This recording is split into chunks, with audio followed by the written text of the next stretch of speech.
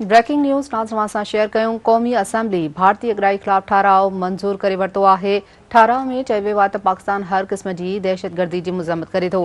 ठाराव में चयो वियो आहे त पहलगाम वाक़े खे पाकिस्तान सां ॻंढण वारी कोशिश खे रद्द कयो वञे थो। ठाराव में चयो वियो त पाकिस्तान जो पाणी रोकियो वियो त जंग जो ऐलान हूंदो। अहम ख़बर नाज़रीन सां शेयर कयूं पिया। क़ौमी असेंबली भारतीय अगराई ख़िलाफ़ ठाराव मंज़ूर करे वरितो आहे। ठाराव में चयो वियो आहे त पाकिस्तान हर क़िस्म जी दहशतगर्दीअ जी मज़म्मत करे थो। इन हवाले सां नाज़रीन तव्हांखे ॿुधाईंदा हलूं त ठाराव में चयो वियो आहे त पहलगाम वाक़े खे पाकिस्तान सां ॻंढण वारी कोशिश खे रद्द कयो वञे थो। ठाराव में चयो वियो त पाकिस्तान जो पाणी रोकियो वियो त जंग जो ऐलान हूंदो।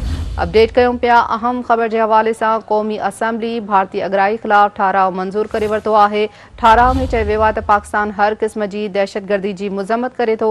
ठाराव में चयो वियो आहे त पहलगाम वाक़े खे पाकिस्तान सां ॻंढण वारी कोशिश खे रद्द कयो वञे थो। अव्हांखे ॿुधायूं त ठाराव में चयो वियो आहे त पाकिस्तान जो पाणी रोकियो वियो त जंग जो ऐलान हूंदो।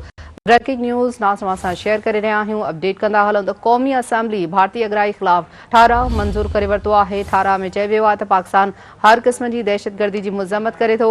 ठाराव में चयो वियो त पहलगाम वाक़े खे पाकिस्तान सां ॻंढण वारी कोशिश खे रद्द कयो वञे थो। ठाराव में चयो वियो आहे त पाकिस्तान जो पाणी रोकियो वियो त जंग जो ऐलान हूंदो।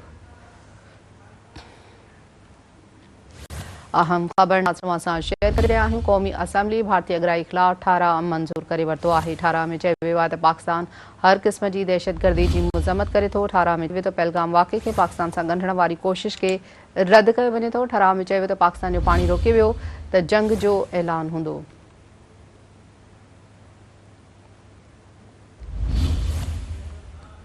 क़ौमी असेंबली भारतीय अगराई ख़िलाफ़ ठाराव मंज़ूर करे वरितो आहे। अहम ख़बर आहे नाज़रीन सां शेयर करे रहिया आहियूं।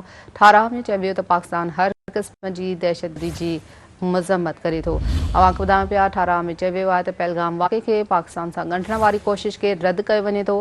ठाराव में चयो वियो त पाकिस्तान जो पाणी रोकियो वियो त जंग जो ऐलान हूंदो।